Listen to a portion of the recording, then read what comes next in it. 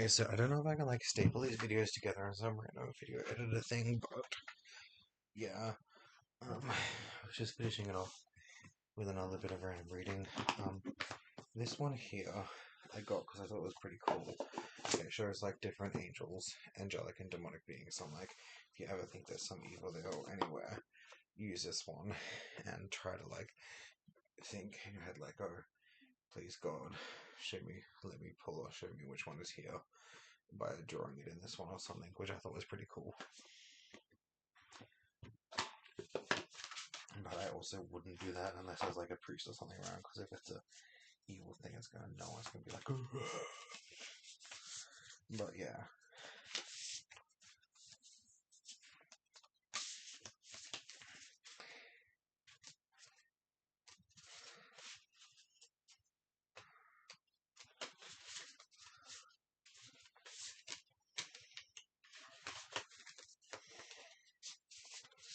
I mean, my first bit of advice and my last bit of advice be you. Be the good you can be. Okay, the crone being the fairy godmother. Wisdom, future, and truth.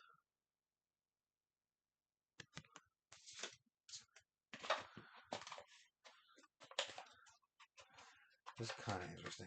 What does that say in the book of this? Put the book at the bottom.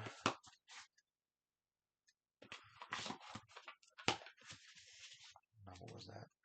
Oh man, I have to find what number it was again. There we go. The Trinity knot in the circle in the symbol, which represents maiden, mother, and crone, past, present, and future, can also represent Father, Son, Holy Spirit, beginning, middle, and good, evil, neutral, and many other things. It can represent so many things. The three life cycles of women. I have had many encounters with the fairy crone. She can be very abrupt. She literally rummaged through my abdomen, pulling things out and throwing them over her shoulder, and then said, "Time to fly," and threw me off a cliff. Damn, she sounds evil. I mean, honestly, some people say fairies are like good, like love-hearted things and this and that, but I'm like, I always knew a lot of them could be kind of evil.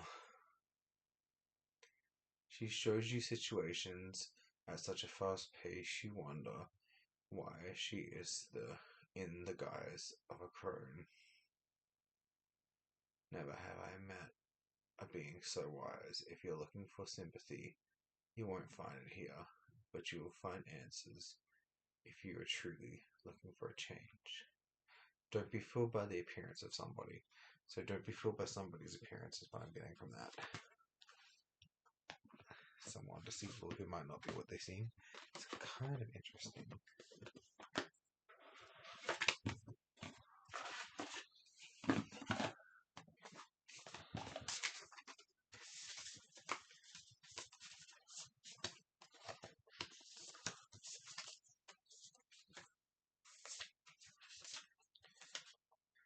Yes. Kind of also reminds me of something my grandmother, I don't know if I should tell you her name or not, but her name was Faye. And she always talked to me when I was younger about like witches and fairy dragons and leprechauns and all those kind of beings, which I thought was kind of cool because, like, something that is born of fairy, like things that are like fairy dragons, is born fairy dragons is pretty damn cool. And then there's also this wicked story of someone who like steals their ability. They have the ability, it's to distract people, so it's one of the ways that they could sense a weakness and they could make something laugh, so they could drop their weapons or expose a weakness, or so they could like make them forget about something or be happy as well. And it's a story about a witch who was quite evil, and she made it like a whole person. And they steal their ability to make things laugh, and then they turn it into a deadly, infectious curse. And they like kill people by twisting and turning their insides by making them laugh themselves to death because they steal and corrupt this good being's ability to make something laugh.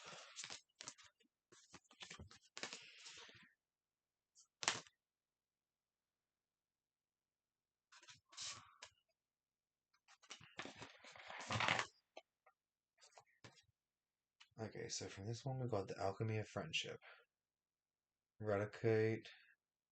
Radiate, sorry, not eradicate. Radiate love and attract affection. A woman in a red pinky dress. Salmon. Salmon. Salmon. Salmon. Celebrate your uniqueness. You're as exceptional as anyone. Um, this is in reverse. So I'm honestly getting someone is not as exceptional as they think. Like someone is honestly average or below average for what they are, how old they are, and like the time they are in their kind. Like sure they could have had a later start, but someone could honestly overestimate themselves. Which I hate to say because it makes me feel like a horrible, horrible person saying. But it's like, someone's gonna have to open their heart. Friendship gives purpose to life and all life, which I think is kind of interesting. Friendship giving purpose to life and all life, because friendship is a quite powerful thing and a sacred bond. Um, like my personal view on friendship is like my trust can be easy to earn, but once you have lost it, I will put you in the freezer of my mind, and you will not be back to the same place for like 5 years. Like honestly, I could hold a grudge for lifetimes, and have you on my mind, have you on my side. But it will take something particular or something good or something that proves to me in order to get the friendship back. And you know, some people's friendships are easy. Some people's friendships are hard to earn. Um, but also hard to lose or hard to learn. But like some people's friendships are easy to learn, but once you've like they see you as an unworthy friend, you prove you're not as worthy of a friend. It's like, well, I gave you my trust the first time. Now you've got to earn it. It ain't coming from nothing. But like, you also got to be careful who you trust straight away because trusting the wrong people too quickly can end badly. You might get your heart broken. You might get hurt. You might get this. You might get that. They could steal your cheese. I'm kidding. That's a joke because my last housemate stole all of my cheese all the time and they never put it back.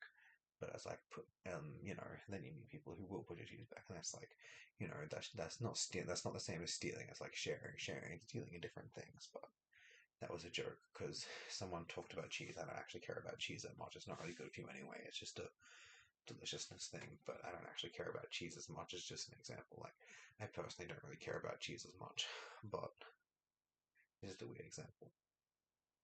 Like obviously, when you're actually sharing with someone, so just sharing is different. But yeah.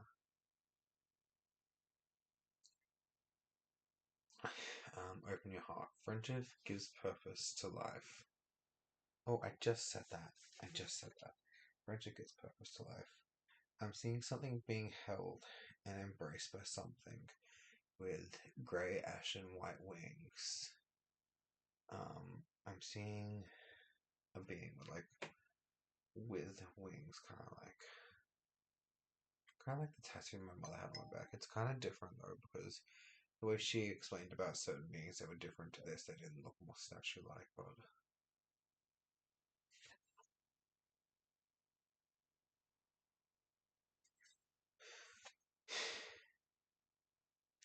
yeah, I mean, it's kind of interesting, like sulfate. Kind of interesting.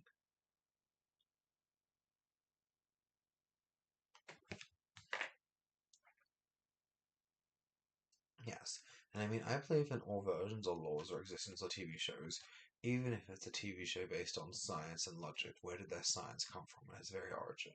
Should you know? Must you want to know?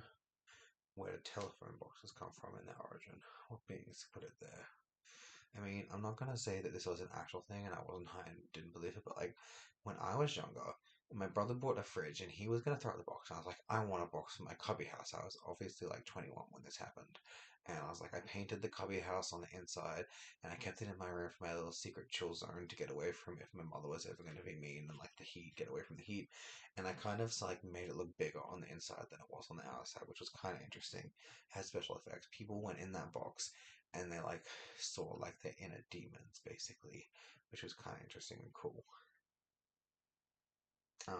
I was obsessed with the meaning of meta at that point in time and why I had chosen that word as an interesting one because it meant something and it was like in all of these things and I actually just wanted to know the meaning of the word, which I think now I probably could have googled it, but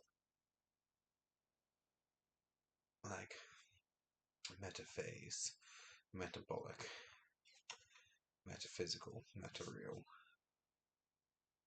which I thought was pretty cool. I was like obsessed with something called meta, which I don't really know what it is, but you see it in a lot of TV shows and even comics and stuff, which is kind of cool. But yeah, the fortune of perseverance. Don't freeze on the riverbank. So I'm making wine decisions, sorry, wise decisions. Obviously, if you're gonna freeze, you could bring a bottle of wine or vodka with you and have it always on you, not because you're an alcoholic, but because wine, or particularly vodka, is the best for this. It's said that a nip of vodka in extreme cold could save your life and stop you from freezing to death. Like when I first got to Perth, I would have a single glass of wine every night because it was like so cold, and I was like, "Fuck this, it sucks." So in order to warm myself up, I'd have like a half full glass of wine every night when it got too cold, so that I could like warm myself up until I adjusted to the cold, which I thought was kind of cool and interesting. Yeah, don't freeze on the riverbank. Filled with hope, filled with love, kindness, graciousness. We all have to keep good tabs and good hopes on our grace.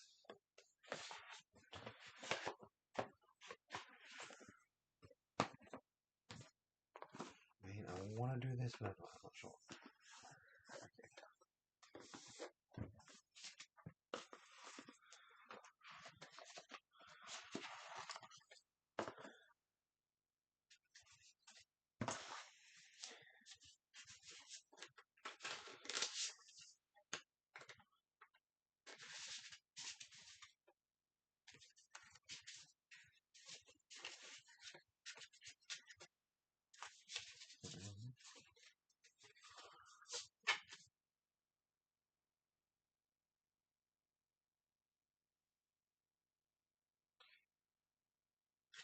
Okay, so I'm getting like being, I suppose it'd be a good being. I don't know if it's a guy or a girl, I think it's a guy, but a good being to talk to is about obedience. So, a message of obedience.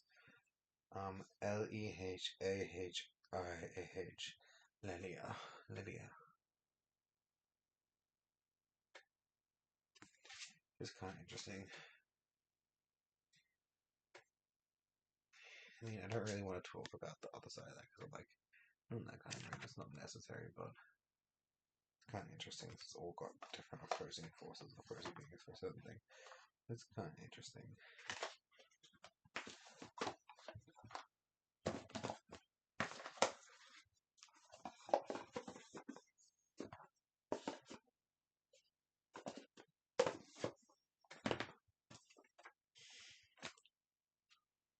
Yes. Well, that's enough of ramblings and ranting and going on and making more pointless rabble. Rabble just got that's more pointlessness. I thought this kind of interesting. Cool. Cool. Thank you. Peace and cookies. Good night.